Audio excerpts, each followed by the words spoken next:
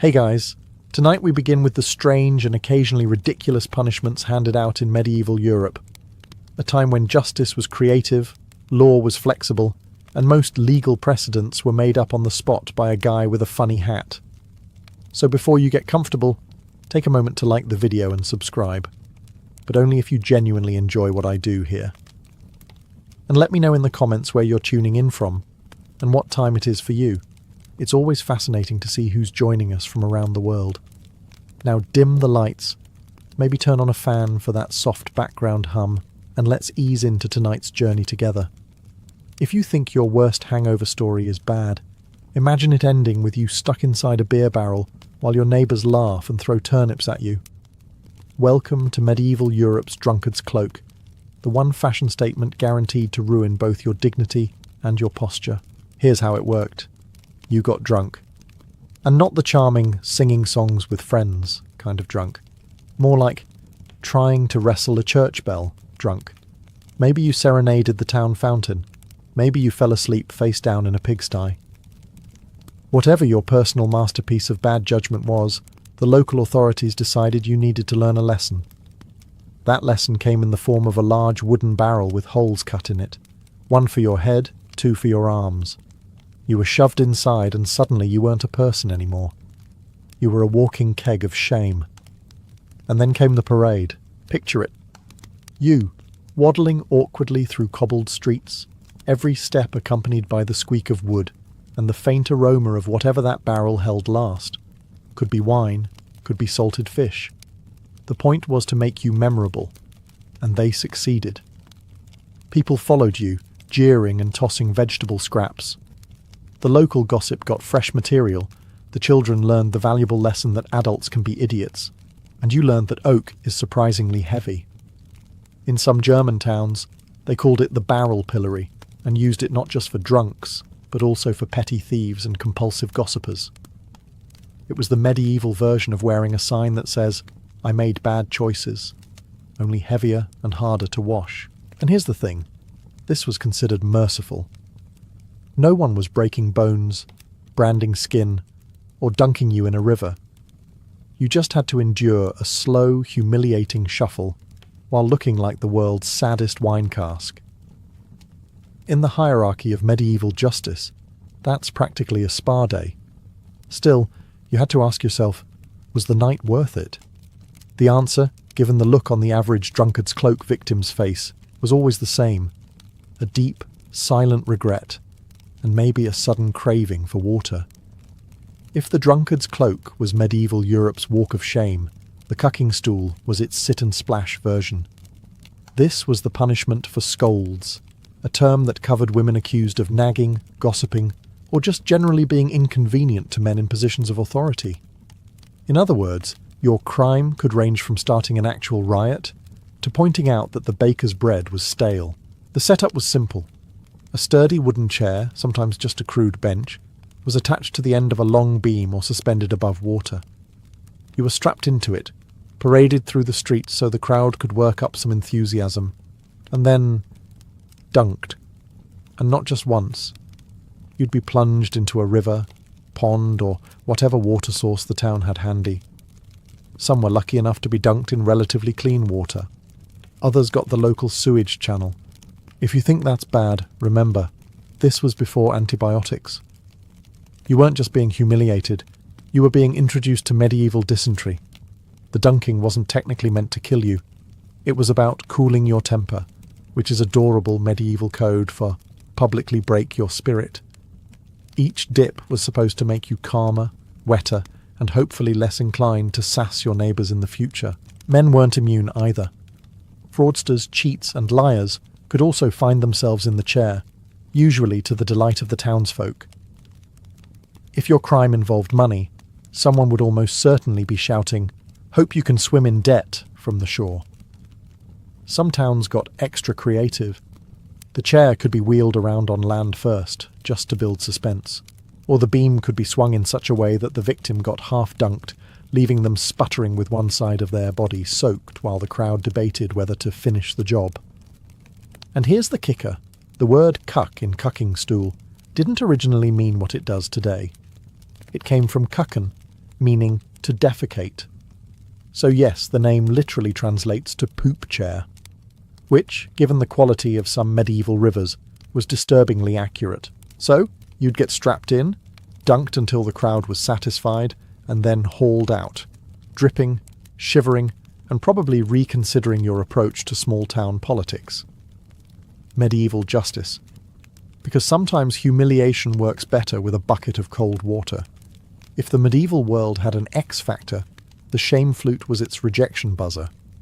Officially called the flute of shame, it was a punishment for bad musicians, public disturbers, or anyone who'd been a little too loud for the town's liking. The device itself looked like an oversized, clunky metal recorder, except it didn't actually make music. It was more like a trombone, and a neck brace had a terrible child. The flute was locked around your neck, your hands were shackled in place as if you were playing it, and then you were sent out in public to perform for everyone who already hated your sound. You couldn't really move your arms, you couldn't put the thing down, and it was made of metal, which meant it was heavy, awkward, and would leave you with some impressive bruises. The message was clear. You've annoyed us enough. Now we'll annoy you back. This wasn't just for musicians who made ears bleed. In some towns, they used the shame flute for people accused of drunken shouting, spreading rumours, or just making too much noise after curfew. Basically, if you made sound waves the mayor didn't approve of, you were getting a front row seat in this one-man band of humiliation. The punishment relied on pure embarrassment. You were paraded through the streets while everyone pretended to enjoy your concert. Children pointed, drunks laughed, and people made sarcastic requests like, "Play the one about the miller's daughter." Even the local dogs seemed to judge you. If you tried to talk, your voice echoed awkwardly inside the tube, making you sound even more ridiculous. And if you thought you could play something decent to redeem yourself, think again. The flute wasn't built to work. It was essentially a mute prop, the medieval equivalent of handing a terrible chef a plastic spatula and telling him to cook for the crowd. The whole thing could last for hours, depending on the severity of your noise crime. When it was finally over, you'd walk home with a sore neck, aching arms, and the knowledge that for the rest of your life, you'd be that guy with the fake flute. Medieval moral of the story? Don't play your lute badly. Or worse, your bagpipes. The townsfolk might just give you a new instrument you'll never forget. If medieval Europe had a customer service department, the Branks bridle would have been their mute button. This punishment was designed for scolds, people, usually women, accused of gossiping, nagging, or generally talking too much for someone else's liking. And by liking, I mean the local magistrate who really didn't want to hear about his bread prices being unfair again. The Branks bridle was essentially a metal cage that fit over the entire head. Imagine a helmet, but instead of protecting you from injury, it was designed to make you look like you'd lost a bet with a blacksmith.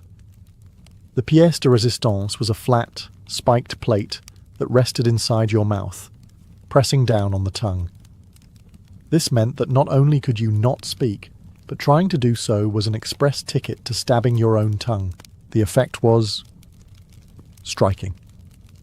From a distance, you looked like an escapee from a very niche medieval parade. Up close, it was clear that someone, somewhere, had spent far too much time thinking about how to silence you in the most humiliating way possible. The wearer would be marched through the streets so that everyone could admire the latest in spring torture wear. The whole point was public humiliation, to make your neighbours see you as an object of ridicule rather than a human being with opinions about the price of fish. Sometimes, the bridle came with extra decorations, bells, horns, or even little animal shapes welded on. These weren't for flair. They were to draw more attention so that the punishment worked as a community event. Because nothing says justice like making sure everyone stops what they're doing to watch Martha from down the lane drool into the dirt. Was it effective? In the short term, yes. You physically couldn't speak. In the long term, probably not. If anything, it just gave people more gossip material. Did you see her in the bridal yesterday? Quickly became a bigger topic than whatever started the whole mess. Removing the bridle didn't end the humiliation. Word travelled fast in small towns, and for months afterward, you'd be the one who had to wear that thing. So, the moral of the story? In medieval Europe, keeping your mouth shut wasn't just polite. It could save you from wearing the world's most uncomfortable conversation starter. In medieval Europe, if you were accused of a crime and there wasn't enough evidence, you didn't get a lawyer, a jury, or a fair trial. You got an ordeal. The logic was simple. If you were innocent, God would protect you. If you were guilty, well, hope you enjoyed your last meal. One common ordeal was the boiling water test. Your hand was plunged into a cauldron of scalding water to retrieve a stone from the bottom. Then it was wrapped up and left for 3 days. If the wound looked miraculously healed when unwrapped, you were declared innocent. If it was festering, which shockingly it often was, you were guilty. Another favourite was the red-hot iron test. You'd carry a glowing hot metal bar for a few steps. The healing inspection worked the same way, and so did the results. It's almost as if burning human flesh doesn't heal neatly in 3 days. Who knew? Then there was trial by cold water. You'd be tied up and thrown into a river or lake. Floating meant you were guilty. The water was rejecting you. Sinking meant innocence, because apparently drowning was the mark of a pure soul. The flaw in this system was obvious. Even if you passed, you were still dead. Congratulations. These trials weren't reserved for minor crimes. Theft, witchcraft, heresy, all could earn you a spot in the Let's See What Happens games. And the best part? The people supervising the ordeal were usually the same ones who already suspected you, which made it a bit like asking your executioner to hold your parachute. To make matters worse, surviving an ordeal didn't always end things. People might still suspect you, because clearly you'd gotten help from dark forces. So you could pass the test and still end up in another form of medieval entertainment, like the pillory or worse. On paper, trial by ordeal was about divine justice. In practice, it was about spectacle, intimidation, and a good excuse to avoid doing any actual investigation. Why bother with evidence when you can just boil someone's hand and call it God's will? So if you were a medieval villager accused of something you didn't do, you prayed for a miracle, or at least for a judge with a better idea of justice than, let's set them on fire and see what happens. If medieval Europe had a town square attraction, it wasn't a fountain or a statue, it was the pillory. Think of it as the medieval community bulletin board, except instead of posting announcements, you posted yourself. The pillory was a sturdy wooden frame with holes for your head and hands. Once you were locked in, you weren't going anywhere until the local authorities decided you'd been humiliated enough. And by humiliated enough, they usually meant long enough for every person you've ever annoyed to walk past and laugh at you. Crimes that could land you here ranged from fraud to cheating at the market, to insulting an official, which basically meant telling the mayor his hat looked stupid. Once in place, you were exposed to whatever the public felt like dishing out. Rotten vegetables, mud, insults, the occasional dead animal part. And yes, pigeons. Pigeons loved the pillory. The beam you were locked into was perfect for perching, and let's just say they didn't hold back their opinions. The idea wasn't to physically harm you, though bruises and the odd black eye were common, but to destroy your reputation. You became a living spectacle. Kids would tug their parents' sleeves to see the bad man in the wood, and those parents would take the opportunity to loudly announce what you'd done, just in case anyone missed the gossip. The real challenge was time. You could be stuck in the pillory for hours, even days. Standing with your neck bent forward, your hands trapped, and the sun, or rain, beating down on you, was exhausting. And there was no bathroom break, which made longer sentences. Awkward. Occasionally, the crowd got creative. They might hang signs around your neck announcing your crime in verse, or dress you in ridiculous clothing before locking you in. Some towns even kept a punishment wardrobe for just such occasions, proving that medieval justice had a sense of theatre. The pillory eventually fell out of favour in the 19th century, partly because it was considered cruel, and partly because people started to enjoy it too much. When the crowd's laughter turns into an impromptu tomato-throwing competition, the line between justice and free entertainment gets blurry fast. Still, for centuries, the pillory stood as a reminder. In a small medieval town, your worst nightmare wasn't prison. It was standing still while everyone else got to comment on your life choices. If medieval Europe loved anything, it was multitasking. Why punish someone and throw a festival when you could just combine the two? Enter the whipping carousel, a public punishment that turned humiliation into a group activity. Picture this. The offender is tied to a large wooden post or strapped into a moving platform, and instead of a quiet, efficient lashing, the punishment is done in full view of an excited crowd. But here's the twist. The carousel part wasn't for decoration.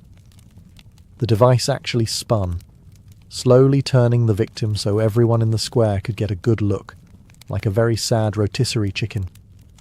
This served two purposes. Equal viewing angles, because justice demanded that no villager be robbed of their turn to stare and jeer. Efficient whipping. As the offender rotated, the appointed lash wielder didn't even have to move much.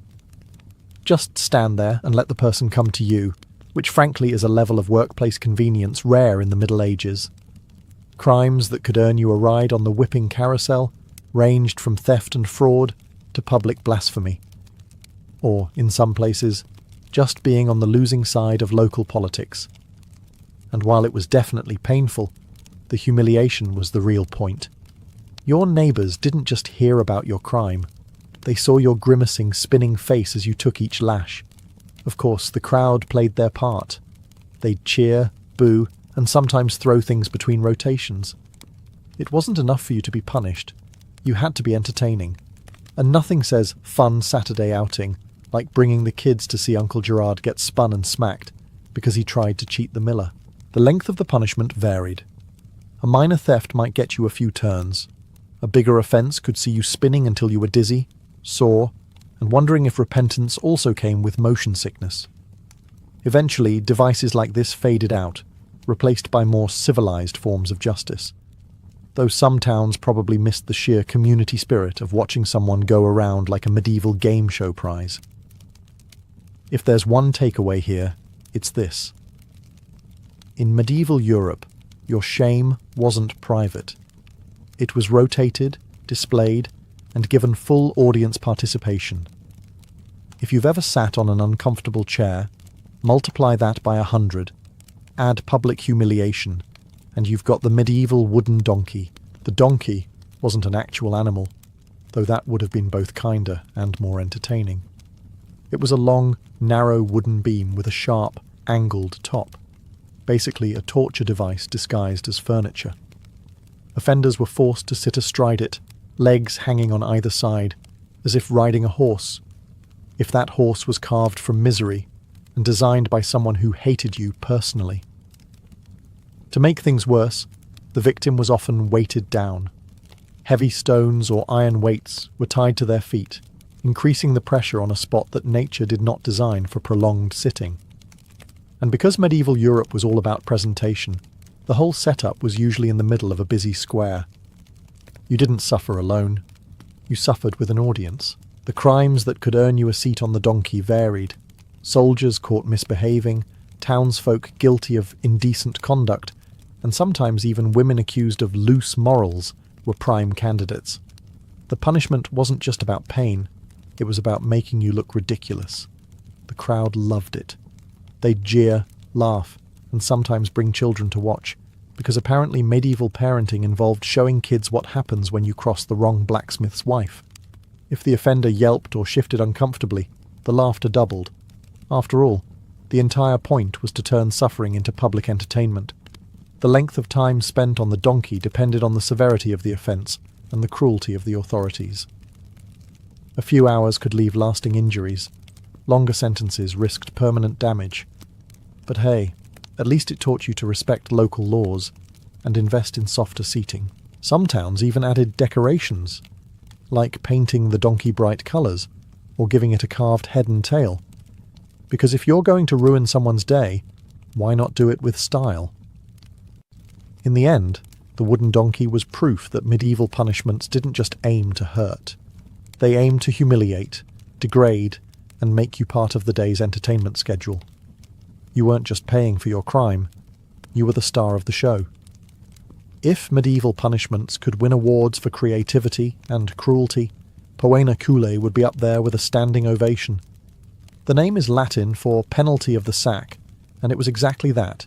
You, a sack, and some very unfortunate company. Originally a Roman punishment for parricide, killing your father, mother, or close family member.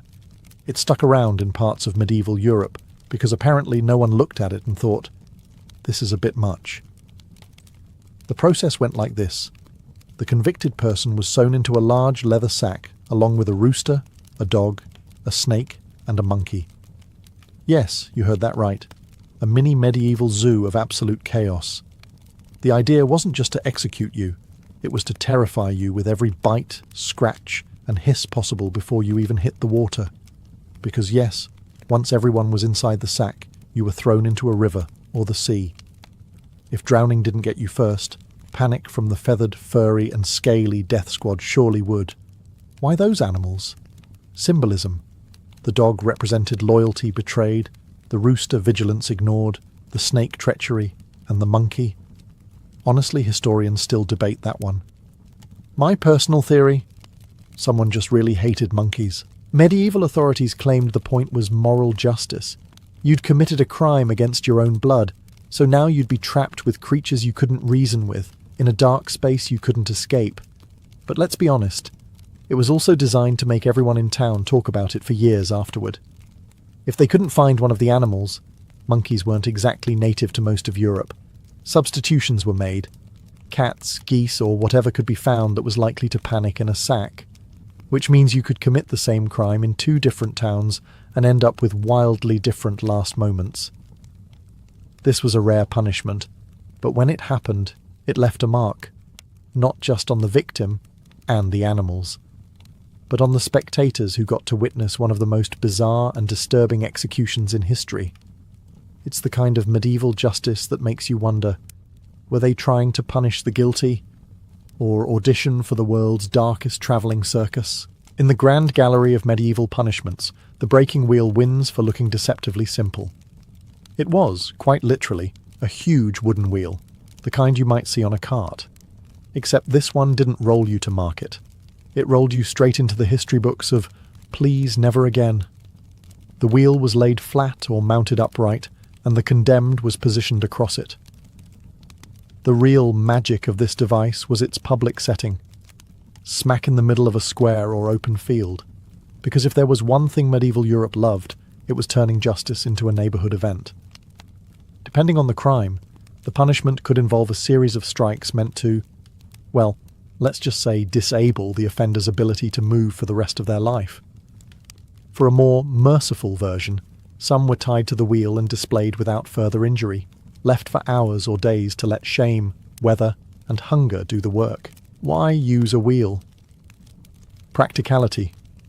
It was sturdy, easy to rotate for public viewing, and had the added effect of making the condemned look like part of some strange medieval art installation. Children probably asked their parents, "Why is that man on a wagon wheel?" and got answers like, "Because he stole bread," which must have made for interesting family discussions at dinner. The breaking wheel was meant for big crimes, serious theft, rebellion, and other acts the authorities wanted to make examples of. The bigger the crime, the bigger the crowd, and the longer the display. Some towns got theatrical about it, decorating the wheel with banners or posting the person's crime in big letters so everyone knew exactly why they were there. In rare cases, an offender might be tied up and spun for dramatic effect, because nothing says deterrent like looking like a slow-moving fairground ride from the 8th circle of hell.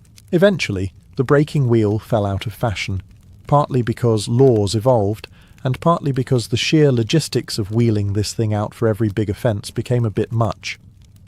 Still, it left behind a legacy. Proof that in medieval Europe, even a common wagon wheel could be turned into a tool for public order and public spectacle. If the pillory was medieval Europe's way of making you stand still for your public shame, Whipping at the cart's tail was the opposite. It brought the punishment to the people. Think of it as the delivery service of humiliation. Here's how it worked.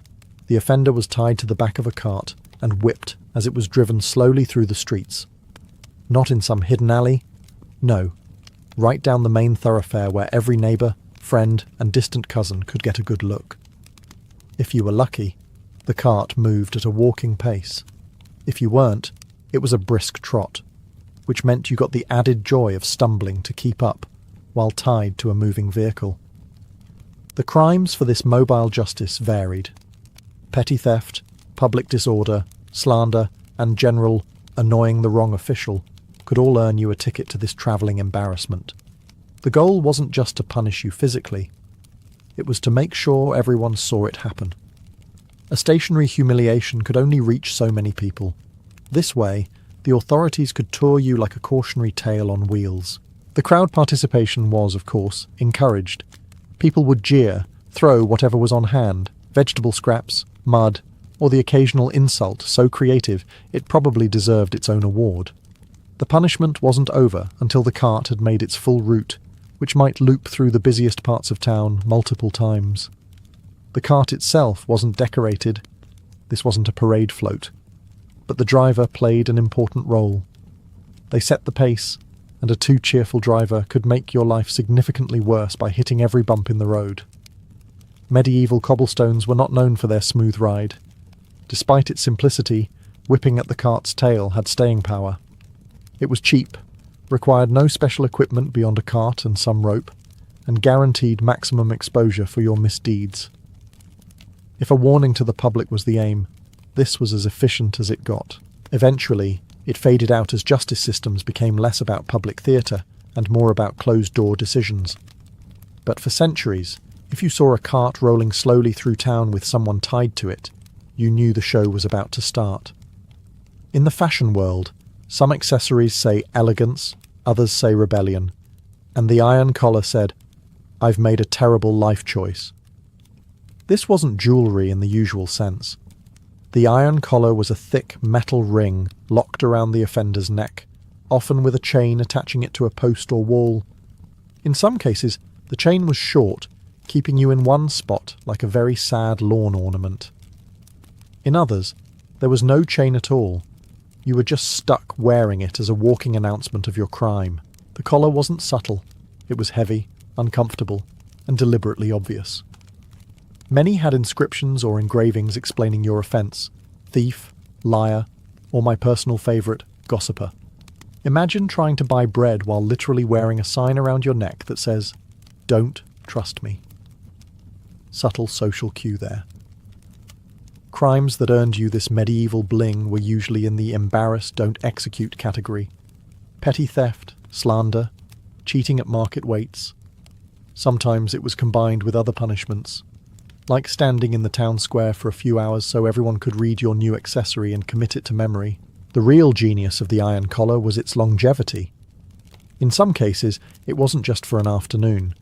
You could be forced to wear it for days or even weeks, making sleeping, eating, and general existing an ongoing exercise in discomfort. And of course, you couldn't take it off yourself. That required a blacksmith, and the permission of the very people who put it on you.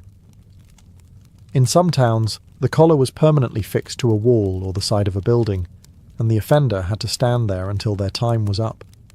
This turned the punishment into a sort of living billboard. Come to the market, and while you're here, look at this guy who tried to shortchange the baker. Eventually, the iron collar fell out of fashion, partly because attitudes toward public humiliation changed, and partly because iron isn't cheap, and using it for neck decor stopped being worth the trouble. Still, for its time, it was an efficient little device. Portable shame, low maintenance, and guaranteed to make you the least popular person at any medieval dinner party. Medieval Europe had a very straightforward approach to crime prevention. If you stole something with your hand, well, you might not be using that hand again. Amputation for theft was exactly what it sounded like. The removal of a hand, finger, or sometimes even a foot if you were particularly bad at shoplifting. The idea was simple. Take away the tools of the crime, and the problem solves itself. Brutal? Yes. Effective? Also yes. But mostly because it scared everyone else into keeping their hands firmly in their own pockets. This punishment wasn't for every stolen loaf of bread. At least, not everywhere. In some towns, petty theft got you fines or public shaming, but repeated offenders, or those caught stealing valuable goods, risked the one-and-done policy. If the local lord wanted to make an example of you, the sentence could be carried out in the town square for maximum impact. Nothing says "don't steal" like watching someone instantly lose their career in pickpocketing.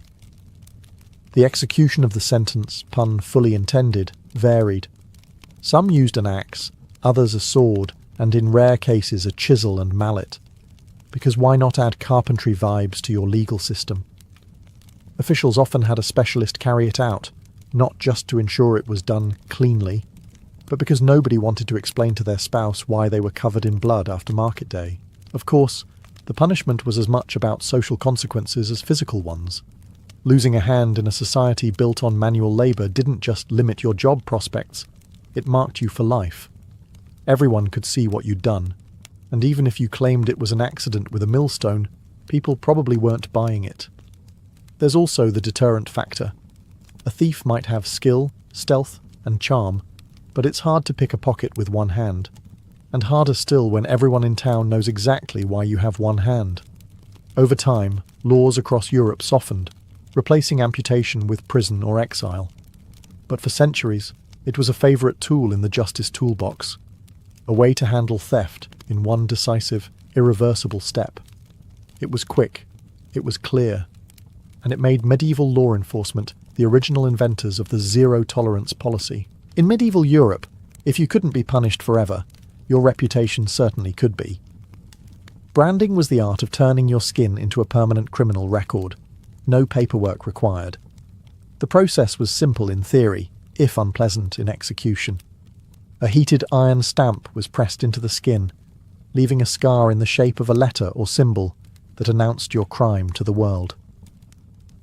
T for thief, F for forger, V for vagrant, though in some places they preferred little pictures instead of letters. Imagine strolling into town with a small permanent icon on your forehead that basically says, "Ask me about my bad life choices." Branding wasn't always done on the face. Hands, shoulders, or other visible spots worked too. The key was visibility. This wasn't about quietly correcting behaviour. It was about turning you into a walking cautionary tale. Even if you swore you'd changed your ways, the mark told everyone not to trust you, or at least not to leave you alone with the silverware. The crimes that could earn a brand ranged from petty theft to fraud, desertion, or breaking curfew in particularly strict towns. In some regions, branding was a graduated punishment. The first offence might get you a fine, the second a few hours in the stocks, and the third? Congratulations, you've just been upgraded to a human billboard. It wasn't just about shame, though. Branding made it easy for law enforcement to spot repeat offenders, especially in a time before ID cards or mugshots. Authorities could look at you and immediately know your criminal history, like an early painful version of carrying your rap sheet in your wallet. The branding iron itself varied by region. Some were small and elegant, well, as elegant as branding gets, while others were big enough to make the punishment visible from across the market square. And because medieval towns had a flair for public spectacle, the branding often happened in the square, with the whole community watching. Nothing says stay out of trouble like watching your neighbour get their skin permanently engraved. Over time, branding fell out of favour as justice systems evolved, but its legacy stuck, literally. In the Middle Ages, you could change your clothes, move to another town, even grow a beard, but the mark stayed. Justice, medieval style, meant you didn't just serve your sentence, you wore it. If medieval Europe had a premium package for punishments, hanging and drawing was it. Reserved for the most serious crimes, usually treason, it was the legal equivalent of saying, "We're going to make very sure you regret this." The hanging part is easy enough to picture. The offender was strung up, but here's the twist. They weren't necessarily meant to die right away. In many cases, the rope was slackened before the end, ensuring the rest of the punishment could proceed. That's right, This was less quick justice and more extended performance piece. Then came the drawing part, which, despite sounding artistic, had nothing to do with sketching. It referred to being hauled, often literally dragged, to the place of execution. In some towns, the condemned was tied to a hurdle or wooden board and pulled by horses through the streets. If you thought traffic was bad today, imagine trying to get to market with that parade in the way. Why so elaborate? Treason was considered the ultimate betrayal, so the punishment needed to send a very loud message. Don't even think about it. And it worked. Not necessarily because it convinced people to stay loyal, but because the mere logistics of it were exhausting. Organising horses, ropes, carts and crowds for one person's sentence? It was basically a town festival with the world's worst theme. Of course, the spectacle drew, pun absolutely intended, huge crowds. People brought children, snacks and gossip. The event became not just about punishing the traitor, but about reinforcing loyalty, and maybe enjoying a day off work. Medieval justice loved a good teachable moment, even if it was the most uncomfortable field trip imaginable. Over time, the hanging and drawing tradition lost some of its flair as punishments became quicker and less theatrical. But in its day, it was one of the most infamous shows in town. You didn't just get punished, you got a full production. In the end, the message was clear. If you were going to betray your king, you had better be prepared for your final day to come with an audience, a parade route, and more drama than a royal wedding. Before the roar of the Colosseum and the blinding flash of sunlight on polished helmets, the gladiator's story began in a far grimmer and quieter place: funerals. In the 3rd century BCE, long before these fights became Rome's favourite pastime, they were solemn rites meant to honour the dead. The Romans believed that blood had a sacred power, a force capable of appeasing restless spirits. And so, in the courtyard of a grieving aristocrat's home, 2 men might be brought forward, usually prisoners of war or condemned criminals. They were given weapons, sometimes nothing more than short swords or crude shields, and ordered to fight. The purpose wasn't entertainment, at least not officially. It was a religious offering. But as the men clashed, the gathered mourners could not help but feel a surge of grim fascination. The rhythm of blades striking shields, the cries of the wounded, the final silence when one fell. It stirred something deep in the human appetite for spectacle. Rome, as it often did, took that flicker of fascination and fanned it into an empire-sized blaze. Over the next century, funerary duels grew larger, louder, and more elaborate. By the late Republic, these private combats had spilled out of courtyards and into temporary wooden arenas erected in the forum. Nobles quickly realized that the more fighters they provided, the more the people adored them. The games became less about honoring the dead and more about winning the living. When Julius Caesar held his father's funeral games, he staged hundreds of gladiatorial bouts over several days, dazzling the crowds and cementing his popularity. The blood that once flowed for religious reasons now served a different god entirely: public approval. Rome had discovered that violence could be politicized, that the cheers of a crowd could be as valuable as legions on the battlefield. By the time the Colosseum rose from the heart of the capital, the original funerary purpose of gladiatorial combat had been all but forgotten. What remained was a spectacle that blended religion, theatre, and ruthless politics. A stage where emperors could win the loyalty of the masses with a well-timed thumbs up, and where the fate of men was decided before tens of thousands of screaming voices. To most Romans, the gladiator was a paradox, a man who lived at the bottom of society, yet whose name might echo in the streets like that of a hero. Behind the spectacle was a life built on discipline, danger, and the constant shadow of death. The majority of gladiators were not volunteers. They were prisoners of war dragged from distant provinces, condemned criminals sentenced to fight, or enslaved men purchased by Lannistai, the owners of gladiator schools known as ludi. These ludi were more like brutal training camps than places of learning, each enclosed behind high walls to keep fighters in and curious eyes out. Inside, recruits lived under strict regimens. Their days were filled with weapons drills, footwork practice, conditioning, and lectures from veteran gladiators who had survived long enough to pass on their hard-earned wisdom, often in the form of scars. Gladiators were trained in specific fighting styles, each with its own weapon set, armor, and personality. A secutor wielded a short sword and a heavy shield, stalking his opponent like a predator. A retiarius, in contrast, fought with a weighted net and trident, relying on agility and precision to trap and strike. There were heavily armoured murmillos, quick-footed thraces with curved swords, and many more, each pairing designed to create an exciting, unpredictable duel. The matchups were as much about theatre as they were about skill. Life in the ludus was harsh, but not without strange perks. Gladiators were fed better than many common labourers, given high-energy diets of barley porridge, beans, and dried fruit to build muscle. Medical care, surprisingly advanced for the time, kept fighters patched up and ready for the next bout. And while they were slaves, the most successful could earn not only fame, but also rudies, a wooden sword symbolizing freedom. Despite the chains of their status, gladiators became objects of fascination, even desire. Their physical strength, defiance of death, and constant presence in the public eye turned them into a strange form of celebrity. Some Romans cheered their favourites as if they were modern sports stars, collecting mosaics or graffiti of their likenesses. Others whispered about scandalous affairs between gladiators and noblewomen, dangerous liaisons that could ruin reputations, but seemed irresistible to those drawn to the aura of the arena. Behind every cheer from the stands, though, was the unspoken truth.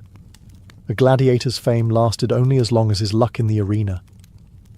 And luck, in Rome, was as fickle as the emperor's thumb. To the Roman people, the arena was not just a killing ground. It was the empire's grandest theatre, and the gladiators were its actors. The largest and most famous stage of all was, of course, the Colosseum, a colossal structure of stone and engineering genius that could swallow more than 50,000 spectators and still have room for vendors selling wine, honeyed nuts, and roasted chickpeas. From the moment a spectator entered, the experience was carefully designed to stir emotion. Trumpets blared, brightly painted banners fluttered. The sand of the arena gleamed under the sun, ready to drink in blood. For many Romans, this was the heart of civic life, a place where rich and poor, senator and slave, could sit shoulder to shoulder, united in the thrill of the spectacle. But nothing in the arena was accidental. Every fight, every pairing of styles, every animal released from the underground cages was chosen to create tension and drama. A nimble retiarius might be matched against a heavily armoured secutor, forcing the audience to wonder, would agility outmaneuver brute force? Would the underdog snare the predator? The best bouts told a story, complete with moments of suspense, reversal, and triumph, or tragedy. Gladiatorial games were usually part of a larger munus, a day-long festival of blood sport. The morning might open with beast hunts, venaciones, featuring exotic animals from the far reaches of the empire, lions from Africa, bears from the Alps, leopards from Anatolia.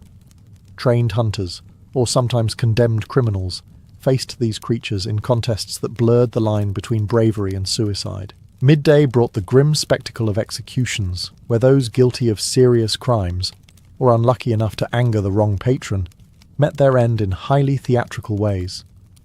This was the empire's version of intermission entertainment, as bizarre as it was horrifying. Then, in the afternoon, came the main event, the gladiators. The gates would open, and fighters emerged to cheers, boos, or the chants of devoted fans. They saluted the presiding official, often the emperor himself, with the famous, if not universally spoken line, Ave Caesar, morituri te salutant. Hail Caesar, those who are about to die salute you. From that moment, the stage was theirs, and the next few minutes could decide not only their fate, but their place in Roman memory. In this theatre of sand and blood, every drop spilled was part of the performance. And for the crowd, there was no better show in the world. In Rome, the games were never just about entertainment. they were about power. An emperor who could stage a lavish spectacle wasn't just keeping the people amused, he was reinforcing the idea that he alone could give them what they craved most: bread and spectacle, panem et circenses. This simple truth made gladiatorial combat as much a political weapon as any legion on the frontier. The games were expensive. Exotic animals had to be imported, arenas maintained, fighters fed and trained, and entire crews employed to run the machinery beneath the arena floor. Only the wealthy, senators, generals, and especially emperors, could afford to put on such spectacles. And in doing so, they bought loyalty. A well-timed festival could distract from military failures, economic troubles, or political scandals. If the crowd was roaring in approval at the Colosseum, they were not shouting in protest in the Forum. Politicians used the games as campaign tools, sponsoring bouts to curry favour with the masses. Julius Caesar's father's funeral games, packed with hundreds of gladiators, weren't just a tribute. They were a calculated move to win the hearts of the people. Later, emperors like Augustus refined the art, using the arena to project an image of moral authority, control, and generosity. Yet the political blade of the games could cut both ways. A poorly organised spectacle or stingy display could turn the crowd hostile. In a city where public opinion was dangerously volatile, the cheers of the arena could turn to jeers in an instant. Emperor Commodus learned this in his own bizarre fashion. He often fought in the arena himself, a move meant to connect with the people but which instead eroded his imperial dignity in the eyes of the Senate. Still, the crowd loved the novelty, proving that in Rome, public favour often outweighed elite disapproval. The games also acted as a stage for imperial propaganda. Victories in war could be reenacted in miniature, with captured enemies forced to fight or die before the crowd. Exotic animals symbolised the reach of the empire. Even the architecture, the towering tiers, the imperial box, the intricate underground, reminded the audience that Rome's might was absolute. In the politics of Rome, blood was currency. And in the arena, that currency was spent freely, buying not only the fleeting pleasure of the masses, but the enduring power of those who ruled them. A Roman crowd didn't just come to watch men fight, they came to watch characters clash. Gladiators were trained in specific archetypes, each designed to create drama, contrast, and spectacle. It was as much casting as it was combat. The murmillo was the heavyweight of the arena, armed with a broad rectangular shield, scutum, and a short stabbing sword, gladius. He wore a crested helmet with a fish-shaped design, a nod to his name. Slow but heavily protected, he relied on strength and endurance to wear his opponent down. Facing him might be the Thraex, or Thracian, modelled after Rome's enemies from the Balkans. He carried a small square shield and a curved sword, Sika, designed to hook around an opponent's shield. His helmet sported a tall crest and often a griffin motif, making him instantly recognisable. Then there was the retiarius, the net fighter, the closest thing Rome had to a duellist from a fishing village. Bare-headed and lightly armoured, he carried a weighted net to entangle foes and a trident for the finishing blow. His speed and agility made him dangerous, but one wrong move could mean disaster against a heavier shielded opponent. His traditional rival was the secutor, designed specifically to counter him. The secutor's helmet was smooth and rounded, with tiny eye holes to prevent the net from catching, and his heavy armour allowed him to press forward relentlessly. Other types added variety to the match schedule. The hoplomachus, inspired by Greek hoplites, wielded a spear and small round shield, switching to a dagger when in close quarters. The Dimacharius fought with a sword in each hand, a whirlwind of steel. The Bestiarius faced wild animals rather than human foes, relying on speed, a spear, and sheer nerve to survive. Pairings were chosen for contrast: speed versus strength, reach versus defence, agility versus brute force. The crowd loved a good mismatch because it meant tension. Could the nimble fighter dance around the armoured juggernaut, or would he be cornered and crushed? For the gladiators, These styles were more than costumes. They defined their training, their tactics, and even their identities. A skilled fighter could build a following not just by winning, but by putting on a show that fit the personality of his archetype. In the sand of the arena, style was often as important as survival, and sometimes the crowd cared more about the former than the latter. If the arena was Rome's grand stage, the ludus, the gladiator school, was the rehearsal hall. Behind high walls and guarded gates, fighters lived, ate, and bled in preparation for their moment under the sun. Life here was a paradox, brutal in its discipline, yet carefully managed to keep fighters in peak condition. After all, a dead trainee was wasted investment. Each school was run by a lanista, part coach, part prison warden, and part businessman. The lanista purchased recruits, prisoners of war, condemned criminals, or desperate men who sold themselves into the profession for a signing bonus. Once inside, they were property, but valuable property. Their worth was measured not just in skill, but in the entertainment they could provide. The training regimen was relentless. Mornings began with weapons drills, learning the precise angles for a sword thrust, the correct way to block with a shield, the rhythm of stepping and striking. Wooden swords, heavier than real ones, were used to build muscle and endurance. Footwork was drilled until it became instinct, because a single misplaced step could be fatal in the arena. Specialists taught each fighting style. A retiarius practiced casting his net with accuracy, learning to read an opponent's movements and time the throw to perfection. A murmillo trained to close the distance quickly, smashing through an enemy's guard. Sparring was frequent, but rarely to the death. Fighters were too valuable for casual losses. Diet was surprisingly good, even by Roman standards. Gladiators were known as barleymen for their high-carbohydrate meals of barley porridge, beans, and dried fruit, which built mass and energy. Meat was given occasionally, but not as the main staple. The goal was strength, stamina, and a body that could absorb punishment. Medical care was advanced for the era. Physicians tended wounds with wine-soaked cloths, stitched deep cuts, and used herbal salves to speed healing. A fighter with a broken bone was not discarded. He was repaired. The ludus was not a place of mercy, but it was a place of maintenance. While the ludus forged skill, it also forged spirit. Every drill, every bruise, every shouted order prepared the gladiator not just for survival, but for performance. Because when the gates opened and the crowd roared, he wasn't just fighting for his life, he was fighting to make sure they remembered his name. For most Romans, the life of a gladiator seemed like an endless cycle of training and combat. But beyond the sand of the arena and the dust of the ludus, there was another side. One shaped by fame, fear, and the strange privileges of a dangerous profession. Gladiators lived in barracks within the school, their quarters Spartan but not miserable. Each shared space with fellow fighters, creating bonds like those in a soldier's unit.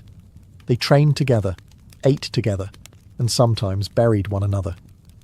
While their freedom was gone, a successful fighter could enjoy better food, regular medical care, and the certainty of a roof over his head. Luxuries some free Romans lacked. Their status outside the ludus was complicated. Legally, they were at the bottom of society, lumped in with slaves and criminals. Socially, however, they could be celebrated like sports heroes. Children carved their names into walls, merchants sold small figurines of them, and admirers, including women of the upper classes, wrote their praises in graffiti on city streets. For some, that attention was intoxicating. For others, it was dangerous. Affairs between noblewomen and gladiators were whispered about in scandalized tones, and if discovered, could ruin reputations, or worse. When fighters weren't training, they might be marched through the streets in procession before a major game, wearing their armor and carrying their weapons for the public to admire. These parades built anticipation, letting fans pick favorites before the fights began. Some gladiators even received gifts or tips from wealthy patrons eager to see them win. Yet life outside the arena was always shadowed by risk. Injuries were common, and even a minor wound could mean a career-ending infection. A gladiator could be popular one week and dead the next. And for every fighter who dreamed of winning the rudies, the wooden sword of freedom, there were many more who would never live to hold it. Still, many embraced their notoriety. They drank in taverns where patrons begged for stories of the games. They posed for artists, their likeness captured in mosaics. They listened to the roar of the crowd even in their sleep. Because for a gladiator, fame was fleeting, but while it lasted, it could make a man feel like a god, even if Rome always remembered he was just a slave. In the arena, death was always just a heartbeat away. Every match was fought under the gaze of thousands, but one pair of eyes mattered more than any other, the emperor's. His was the ultimate authority, the hand that could grant mercy or deliver doom with a flick of the wrist. Contrary to modern legend, the thumbs up and thumbs down gestures were not quite as Hollywood imagines. Ancient sources suggest that a pollis verso, a turned thumb, likely signalled death, while a concealed or flat thumb suggested mercy. The actual gestures varied, but the principle was the same. The fate of a defeated gladiator rested on the will of the crowd and the ruler presiding over the games. When a gladiator fell, the victor stood over him, weapon poised, awaiting the decision. The crowd roared its opinion, shouting for missio, release, if the fighter had shown bravery, or demanding death if he had fought poorly, or was already disgraced. The emperor, reading the mood of the people, would signal his verdict. A spared gladiator could fight another day. A condemned one faced the final strike, his blood sinking into the sand as the crowd erupted in savage delight. For the fighters, mercy was not guaranteed, even for the skilled. Politics, personal grudges, or the need to thrill the audience could tip the scales toward death. Some emperors were notoriously merciless, seeing executions as part of the day's entertainment. Others, like Augustus, preferred to reward courage, knowing that sparing a popular fighter could strengthen their bond with the people. Death in the arena was quick, but rarely clean. A killing blow was often delivered to the throat or heart, though in the chaos of combat, it could be messy. Corpses were dragged away through the Porta Libitinaria, the gate of death, to be stripped of armour and disposed of without ceremony. The sand was raked smooth, ready for the next act. To the crowd, it was all part of the spectacle, a moment to feel the raw power of life and death held in a ruler's hand. To the gladiator, it was the final gamble. Fight with honour, entertain the mob, and hope that, just maybe, the emperor's thumb would tilt toward mercy. When the last cheers faded and the Colosseum's gates rusted shut, the gladiator did not vanish from memory.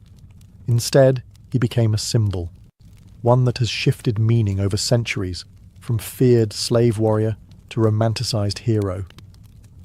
In the Roman world, the legacy of a gladiator was immediate and tangible. Even in death, his name could be etched into stone, commemorated by fans or family. Mosaics and frescoes immortalized famous bouts, while poets and chroniclers wrote of fighters whose courage made them legends.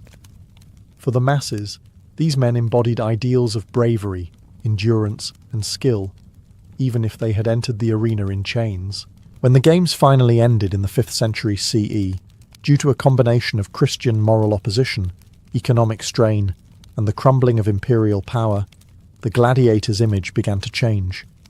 No longer a living profession, he became a figure of history, myth, and, eventually, entertainment. Medieval storytellers transformed him into a chivalric knight in disguise. Renaissance scholars saw him as a link to Rome's grandeur. By the modern era, artists and filmmakers turned him into a symbol of resistance against tyranny, a rebel standing defiant in the face of overwhelming odds. The fascination has never really died.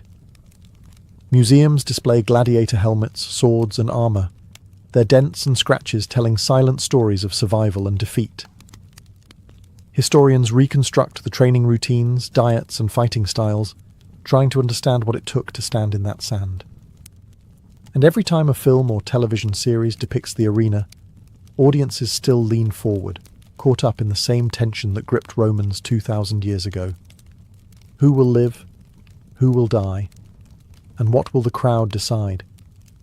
Yet the legacy is not just in popular culture, it's also in language.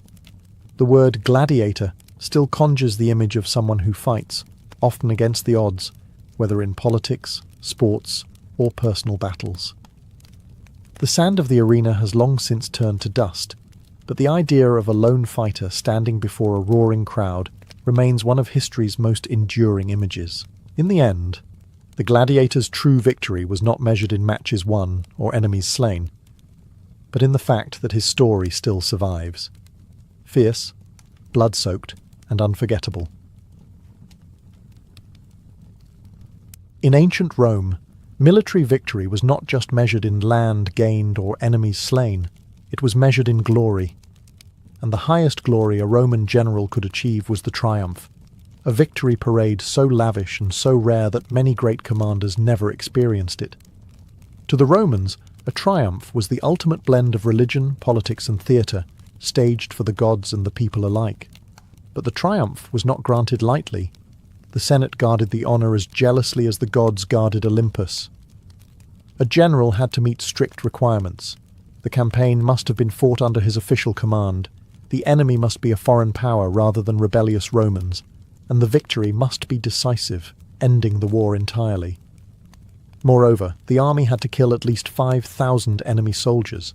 Anything less was considered a minor success, not worthy of such a spectacle.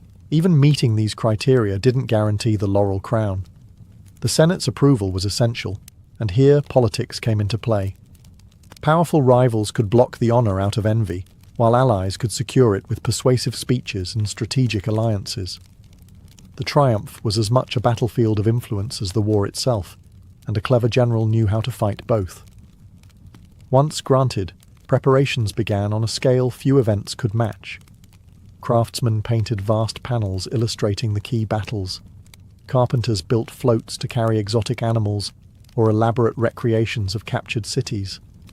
Goldsmiths and jewellers polished the treasures looted from foreign palaces until they gleamed under the Mediterranean sun. The date of the triumph was chosen carefully, often on a day sacred to Jupiter, the king of the gods, whose favour was said to rest upon the victor. Priests prepared sacrifices. Musicians rehearsed the fanfares that would echo through the city, and word spread like wildfire, drawing in visitors from miles around who didn't want to miss history in the making. By the time the morning of the triumph arrived, the entire city of Rome had been transformed. Streets were swept clean, garlands hung from balconies, incense braziers set along the route. The stage was set for a performance in which the general was both actor and living symbol of Rome's unstoppable power. A man elevated almost to godhood, if only for a single, unforgettable day. The morning of a Roman triumph began long before the sun touched the rooftops of the city. Rome awoke in a haze of incense and anticipation. This was not an ordinary day.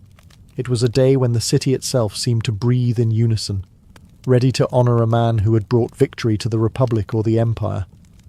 Along the triumphal route, preparations had been completed the night before. Fresh garlands of laurel and flowers hung from balconies. Merchants along the streets shuttered their shops, not out of reluctance, but because no one would be buying bread or wine today.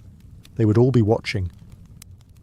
Families claimed the best viewing spots, parents hoisting children onto shoulders, old veterans straightening their backs despite creaking joints, eager to see the familiar banners of the legions they once served under.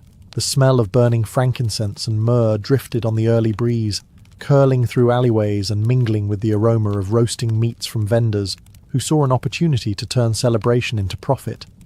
The chatter of the crowd carried a current of excitement. Who would be marching in chains? What treasures had been taken from the enemy? Was the general truly as glorious as rumour claimed? For the soldiers who had marched home with their commander, the morning brought a different kind of anticipation. They would finally lay down their arms in the capital, no longer as weary campaigners, but as victors, the living proof of their general's success.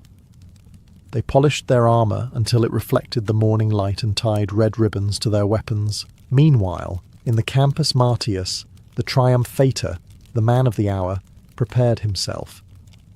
He dressed not as a mere mortal, but in the robes of near divinity, a purple toga embroidered with gold, a laurel crown on his head, his face painted a deep vermilion in imitation of Jupiter himself.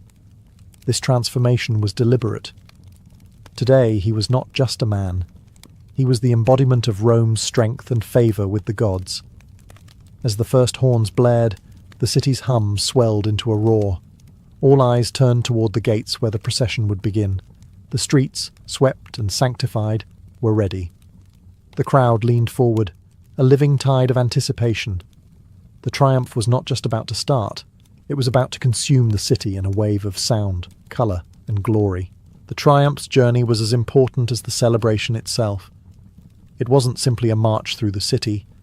It was a sacred path, carefully chosen to transform the general's victory into a gift for the gods and a story for the people. The procession began at the Campus Martius, the Field of Mars, where Rome's armies traditionally mustered before going to war. Here, the triumphator gathered his troops, the spoils, and the prisoners of war. With the blare of trumpets, the column began to move, crossing into the city proper through the Porta Triumphalis. A gate opened only for these rare occasions, as if even the walls of Rome bowed to admit the victors. From there, the route wound through the city's beating heart. It passed along the Via Sacra, the Sacred Way, the most prestigious street in Rome. Every inch of it was lined with spectators, the air thick with the scent of incense and the sound of flutes, drums, and cheering voices.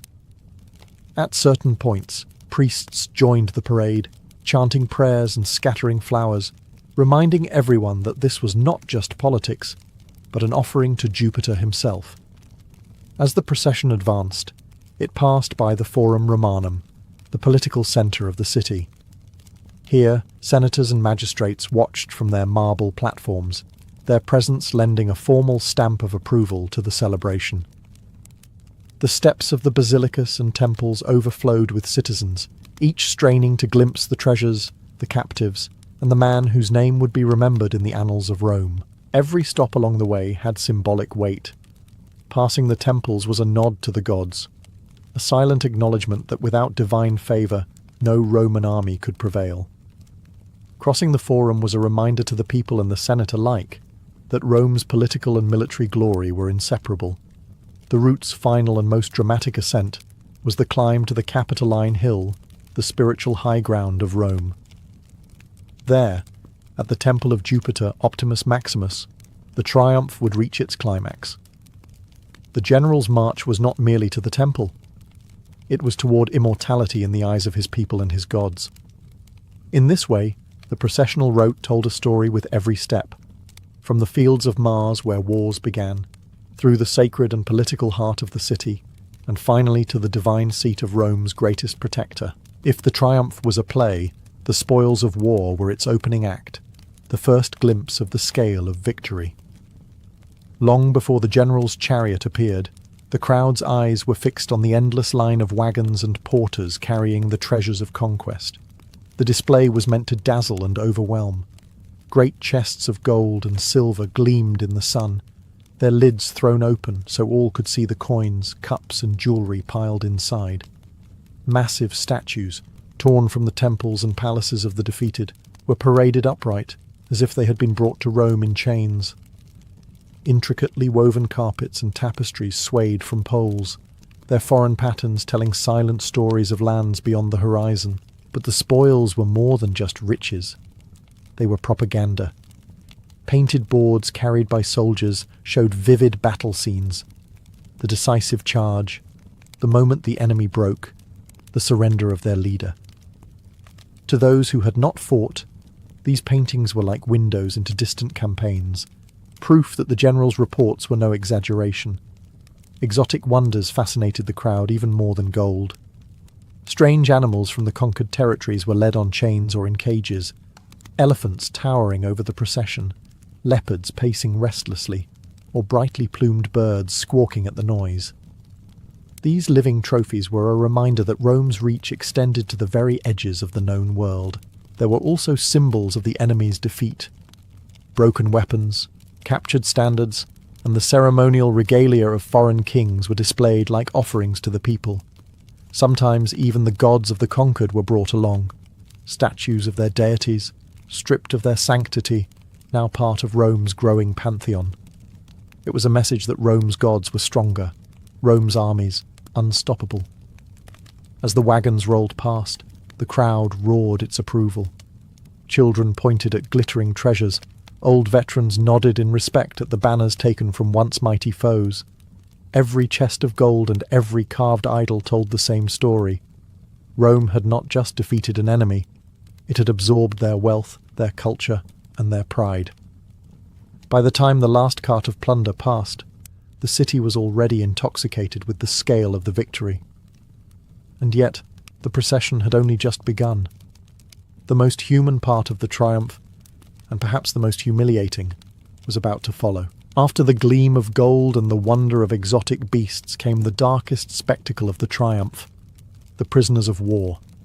No matter how glorious the spoils, it was the defeated enemy, flesh and blood, who made the victory feel real to the people of Rome. They marched in chains, their heads bowed, their fine clothing a cruel reminder of the power they once held.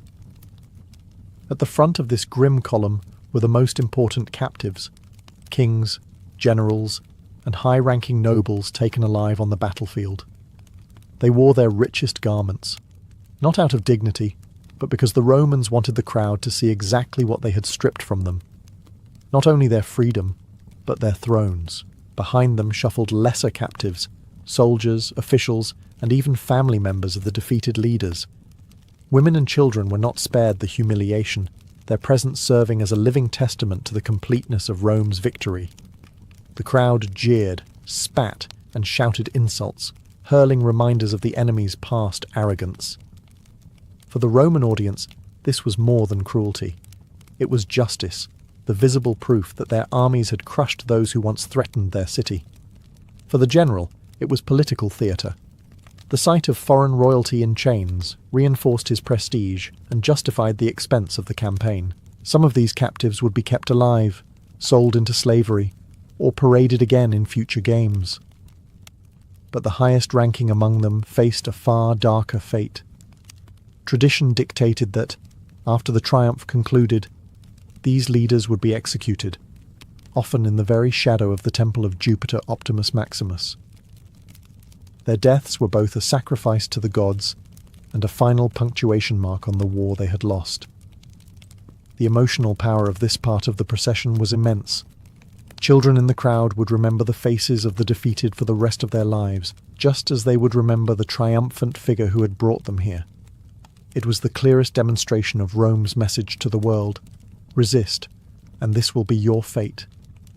And yet, after the prisoners had passed and the crowd's jeers began to fade, another sound began to rise, a roar of excitement for the moment everyone had been waiting for.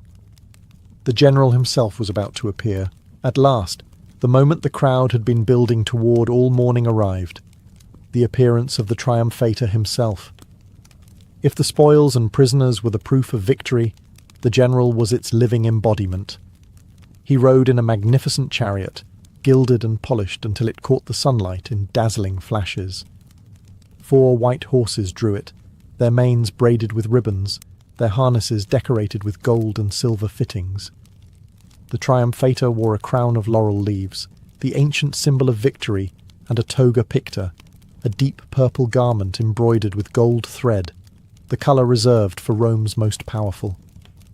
His face was painted bright vermilion, imitating the statue of Jupiter Optimus Maximus, to emphasise that on this day he was more than mortal. He was the chosen of the gods, and yet tradition demanded a reminder of his humanity. Standing behind him in the chariot was a slave, tasked with whispering in his ear throughout the procession, "Memento mori." Remember, you are mortal. It was a sobering counterpoint to the cheers of tens of thousands, a reminder that even the most glorious victory could not conquer death. The crowd erupted in a thunderous roar as the chariot rolled past. Citizens tossed flowers into the street, their petals crushed under the horses' hooves. Trumpets blared from every corner, drowning out the shouts of the soldiers marching alongside. Children called out the general's name, and veterans saluted with the stiff pride of those who knew what such a victory cost. The triumphator acknowledged the people with measured dignity, a raised hand here, a nod there. Every gesture was calculated to project both majesty and accessibility. This was a performance as much as a parade, and the general knew that public opinion could be as decisive as any battle. Behind him, the officers who had served under his command marched in full armour, their decorations gleaming. Their presence reminded the crowd that victory was never won by one man alone, but by the discipline and courage of an entire army. As the chariot moved through the city's heart toward the Capitoline Hill, the people knew they were witnessing history. For the general, it was a day that would be carved into Rome's memory, the high point of a career, a spectacle to be retold for generations. And for the city, it was a moment to see themselves reflected in the glory of their champion. No triumph was complete without the army that had made it possible. Behind the general's chariot came rank after rank of legionaries, marching in perfect formation down Rome's crowded streets. Their armour glinted in the sunlight, shields polished until they reflected the faces of the cheering crowd. These men were not faceless soldiers today. They were the heroes who had bled, starved, and endured for the glory of Rome. Each legion carried its signa, the sacred standards topped with bronze eagles or gilded wreaths, symbols as revered as the gods themselves. The men kept their eyes forward, their steps measured, the rhythm of their march echoing like a drumbeat against the paving stones. Between the formal precision, though, there was a lighter side. Tradition allowed soldiers in the triumph to sing songs, some praising the general's courage, others poking fun at his flaws. Rome had little taste for stiff, joyless adoration. Even in victory, humour had its place. Many of the soldiers wore laurel crowns like their commander, a sign that this was their victory as much as his. Some carried small trophies from the campaign, a helmet taken from an enemy, a strange trinket from a foreign market, even a dagger still bearing the marks of battle. These personal spoils gave the crowd a more intimate connection to the distant war they were celebrating. The soldiers also played a political role. Their presence reminded the Senate, the people, and the general himself where real military power lay. Thousands of disciplined, battle-hardened men marching through the capital was both a celebration and a subtle warning. The army's loyalty could raise a man to the heights of honour or drag him down to ruin. For the men themselves, the triumph was more than just a parade. It was their moment to bask in the admiration of the city they had fought to protect. Many would retire soon after, rewarded with land or money. Others would be sent to new campaigns, their laurel crowns stored away until the next chance for glory. But for this day, they were not just soldiers. They were living symbols of Rome's strength. As their chants and laughter mingled with the music of the procession, the army brought the triumph's energy to its peak. And just ahead, the final climb to the Capitoline Hill awaited, where the gods would be honoured, prisoners judged, and victory sealed in Rome's name. The triumph's long, winding journey through Rome always ended in the same place, the Capitoline Hill, home to the temple of Jupiter Optimus Maximus. This was not just a convenient stopping point, it was the spiritual high ground of the city, the place where mortal victory was formally handed over to the gods. The final stretch was the most dramatic. The steep climb to the temple forced the chariot and soldiers to slow, the sound of the crowd echoing off the stone steps. Priests in white robes joined the procession here, swinging censers heavy with incense, the sweet smoke curling upward toward the temple's towering columns. The smell mixed with the sweat of the soldiers and the faint metallic tang of polished armour. At the top waited the great bronze doors of Jupiter's temple, flanked by massive statues. As the triumphator ascended, he stepped down from his chariot and led the way on foot, a gesture of humility before the gods. In his hands he carried a golden laurel wreath, the ultimate token of victory. Inside the temple, sacred rites began. The general laid his laurel crown and the spoils of war at the feet of Jupiter's statue, symbolically offering his triumph to Rome's chief deity. Priests chanted prayers, and the lowing of sacrificial oxen filled the air. Moments later, their blood was spilled in offering, a vivid reminder that even divine favour required a price. Meanwhile, Outside in the temple courtyard, the mood shifted. The most important enemy prisoners, kings, generals or nobles captured alive, were brought forward. For many, this was the end. Tradition demanded that they be executed on this day, their deaths marking the final and irreversible close of the war.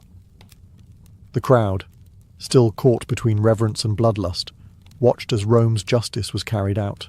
With the sacrifices complete and the prisoners dispatched, the triumphator emerged to thunderous cheers. The ceremony had transformed his victory from a personal achievement into an act of service to the gods and the state. The climb to Capitoline Hill was more than a physical ascent. It was a symbolic one, lifting the general's name into the realm of legend.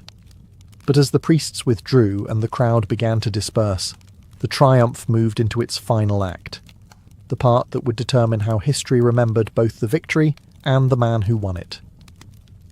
When the last echoes of the cheers faded and the incense smoke drifted into the evening sky, the triumph was over, but its consequences were only beginning.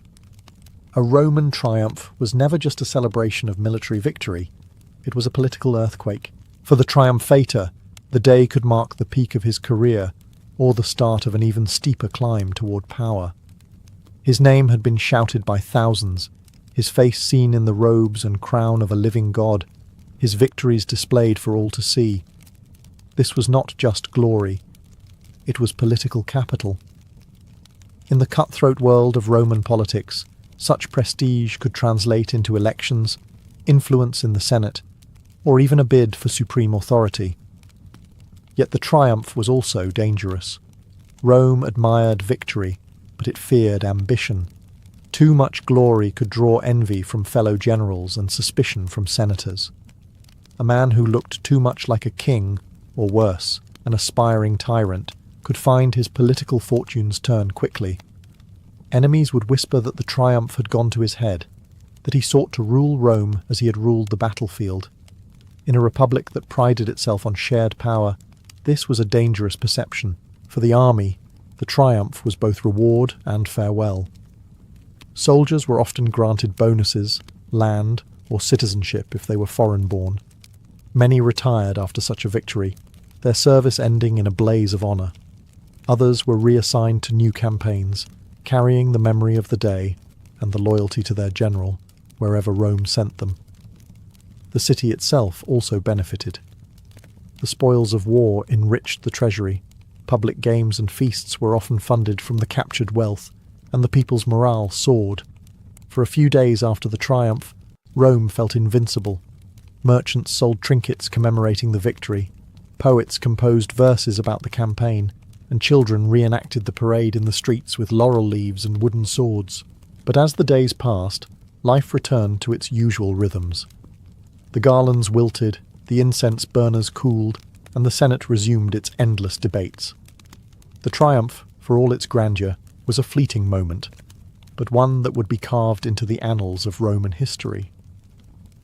For the general, it was the day his name was spoken in the same breath as the gods.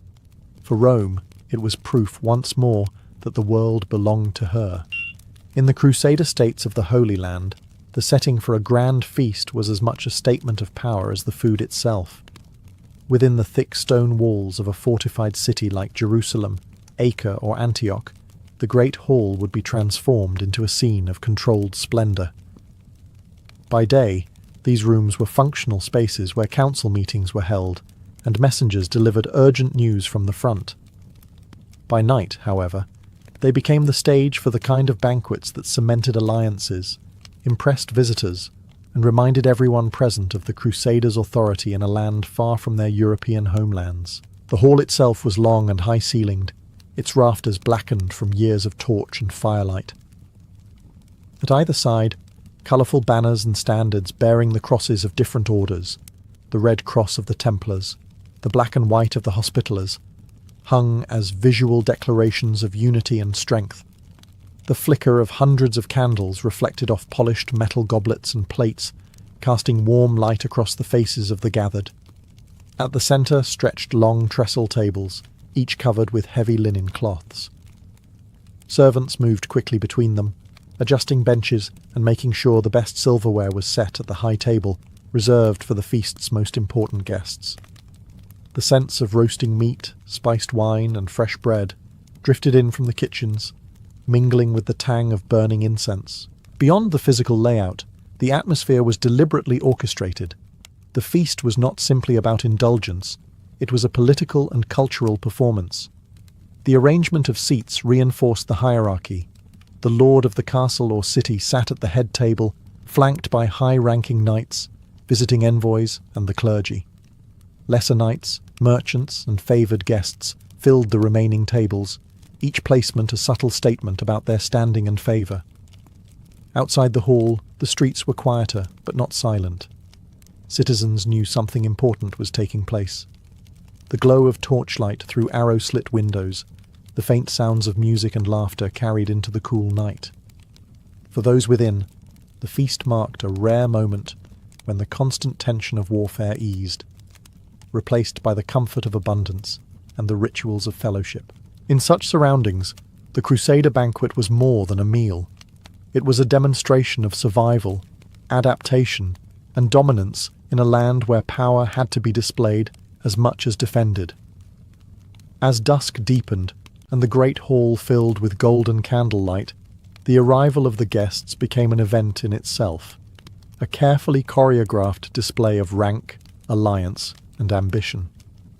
The feast was not simply an occasion to eat, it was a stage where reputations were built and political bonds quietly forged.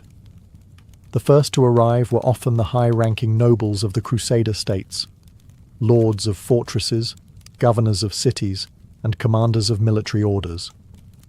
They entered in rich cloaks trimmed with fur, their swords ceremonially sheathed but never far from hand.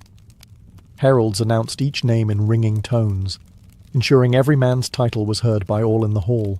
Knights followed, their armour exchanged for fine tunics adorned with embroidered crosses, though some still wore their mail coifs pushed back on their shoulders, a reminder of the battles that earned them their place at the table.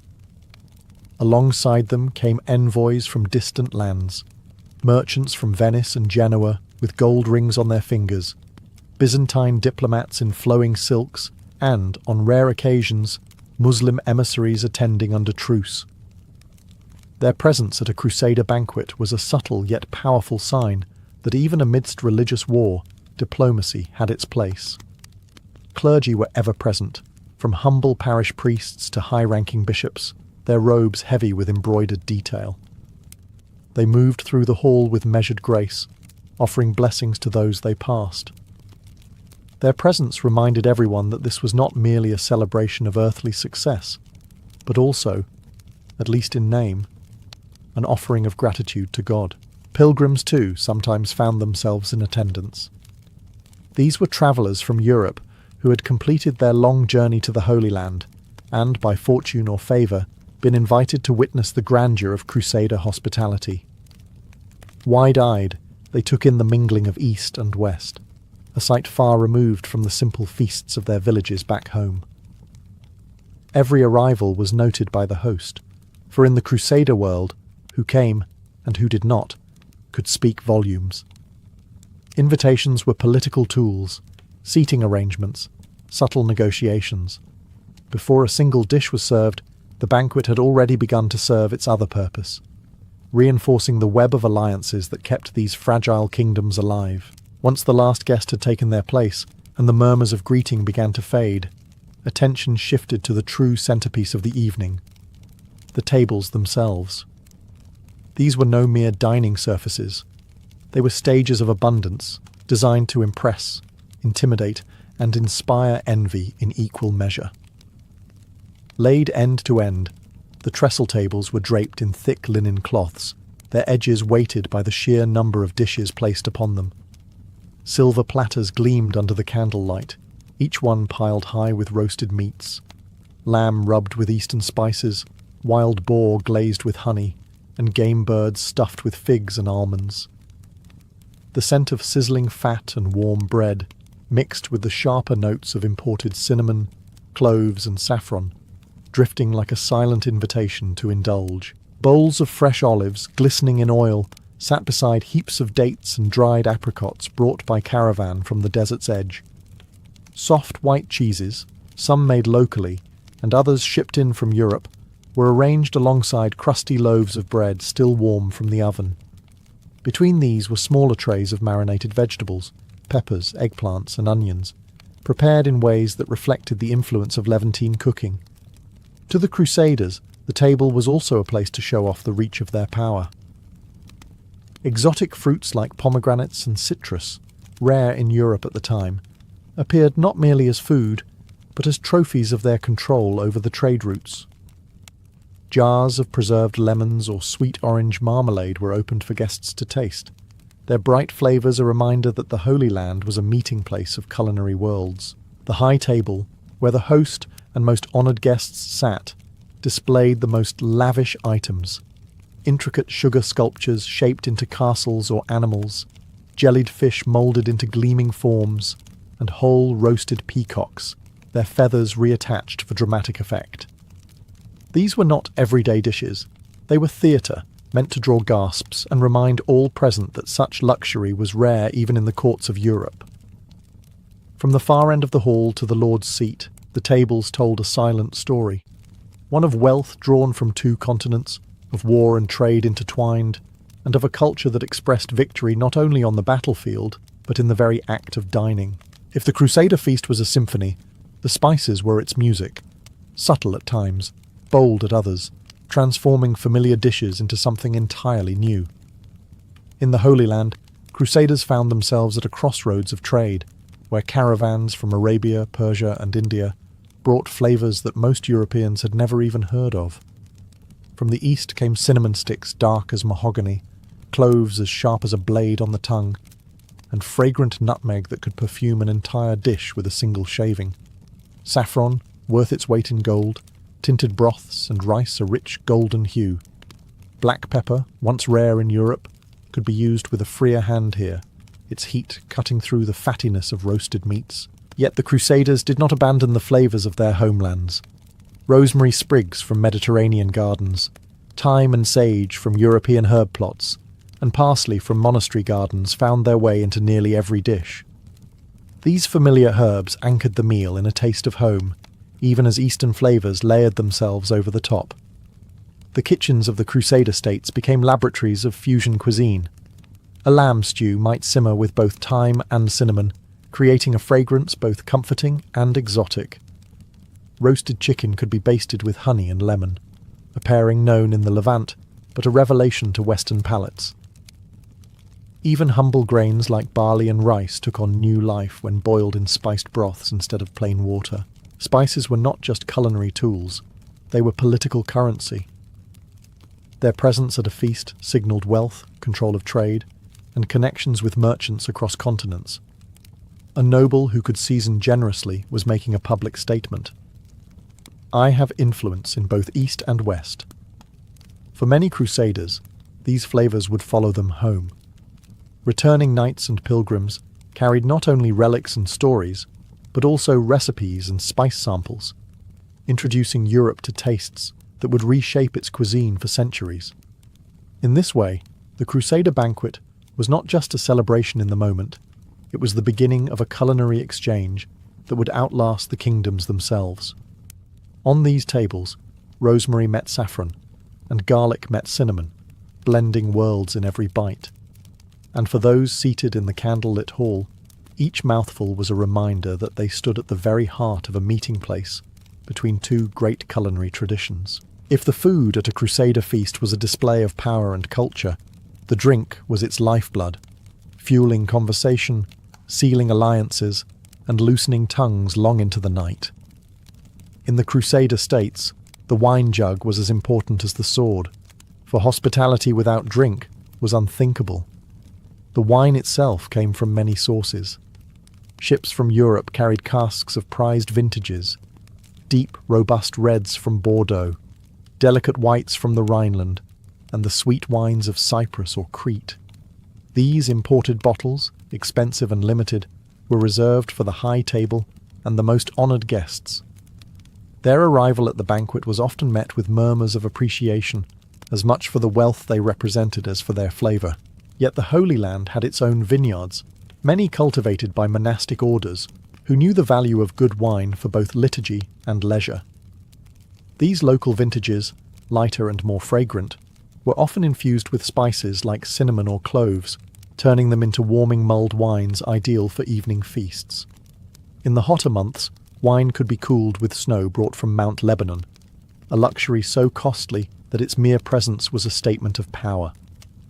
For those not drinking wine, sweetened drinks made from pomegranate or date syrup offered a refreshing alternative, while imported mead and ale satisfied those who longed for the flavours of home. On especially lavish occasions, the tables might see sherbets or chilled fruit drinks, techniques borrowed from Arab traditions, served in polished metal goblets. But drink at these feasts was not merely for pleasure.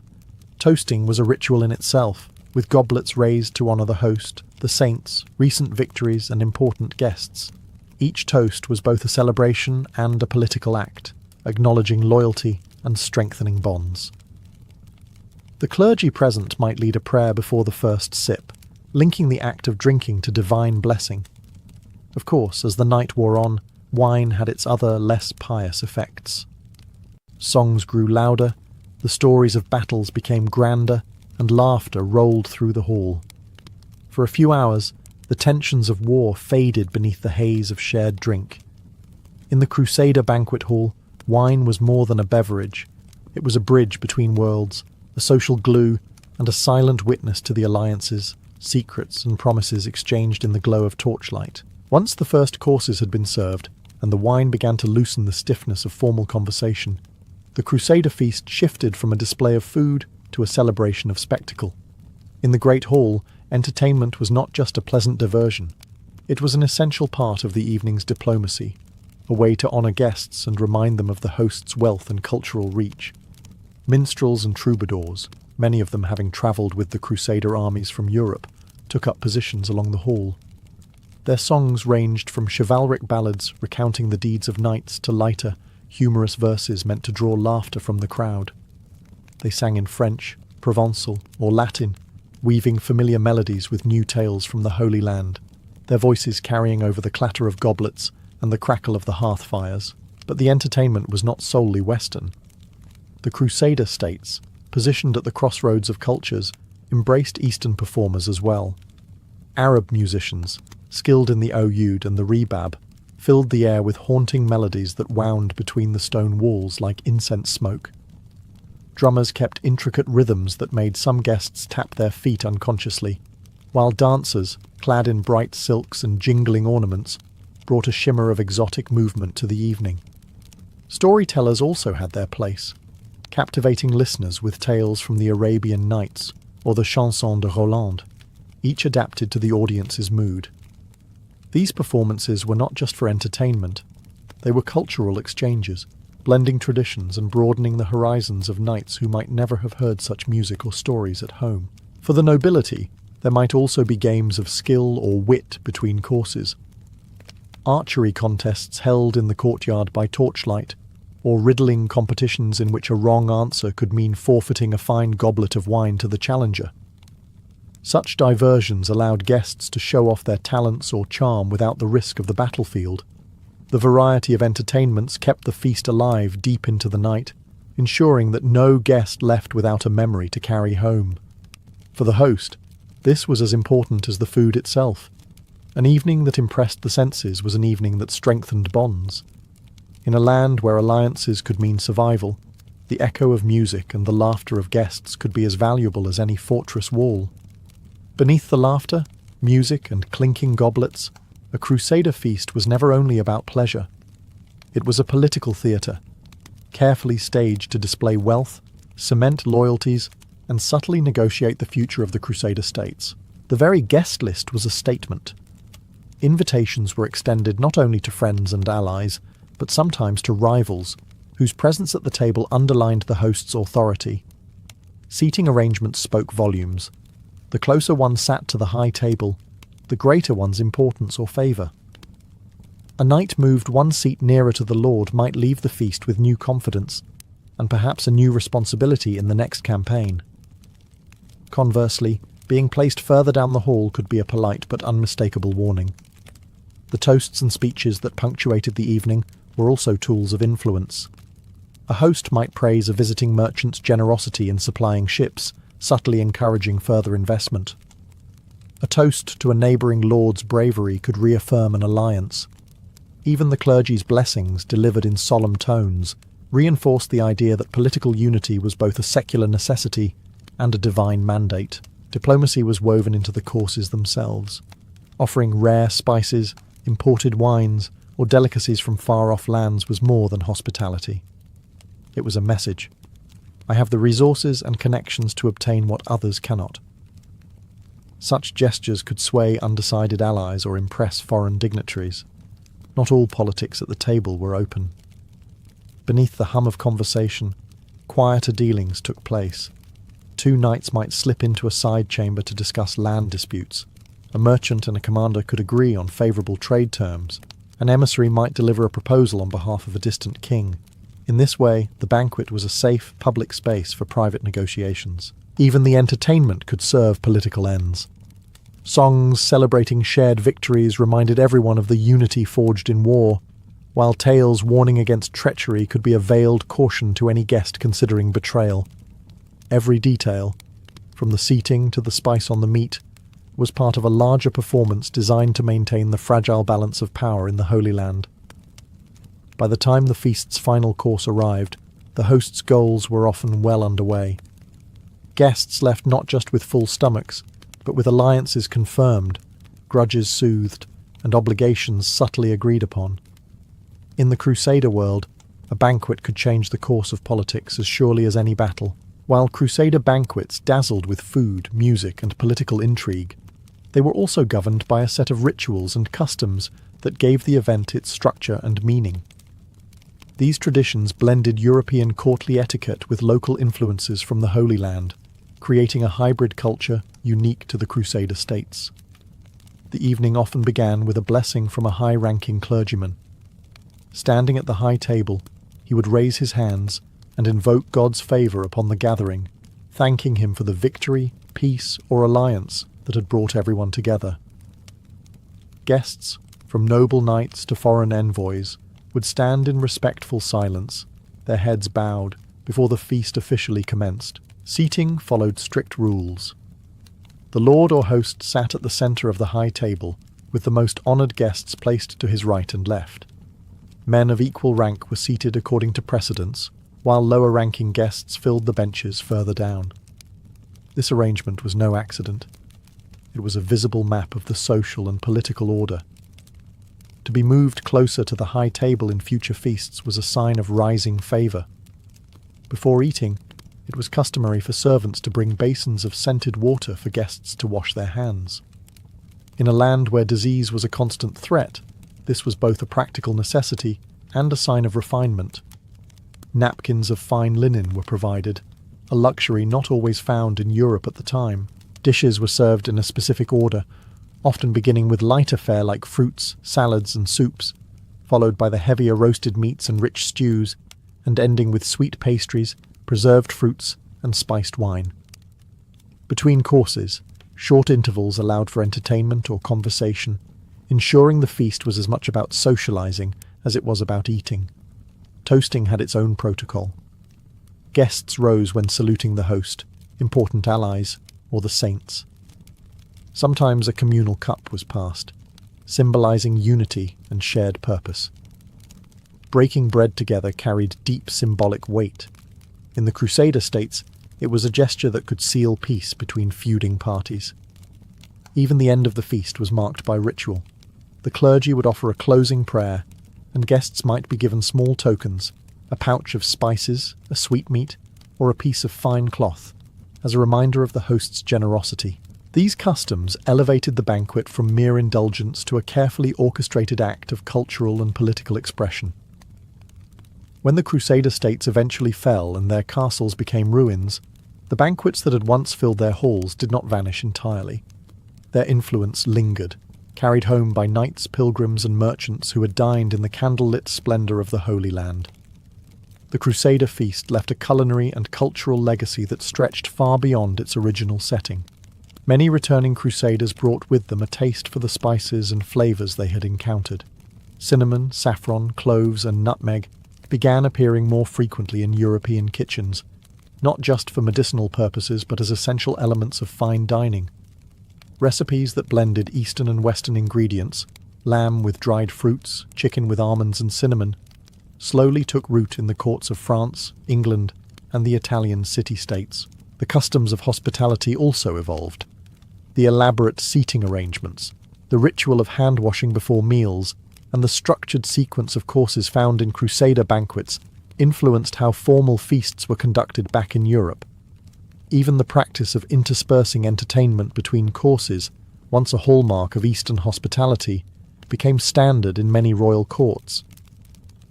Symbolically, these banquets became part of the myth of the Crusades. Chroniclers and poets described them in glowing detail, portraying them as moments when the nobility of Christendom displayed its unity, refinement, and divine favour. In reality, they had often been as much about politics and survival as about celebration. But the romantic image endured. In the Mediterranean world, the exchange was not one-sided.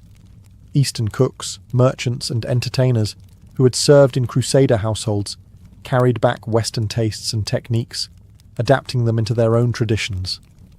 Over time, the blending of culinary ideas contributed to the rich and varied food culture that still defines the region today. Perhaps the greatest legacy of these feasts was their role as cultural bridges. At a time defined by conflict, the banquet table offered a rare space where people from opposing worlds could sit, talk, and even find common ground, if only for a night. In the laughter of guests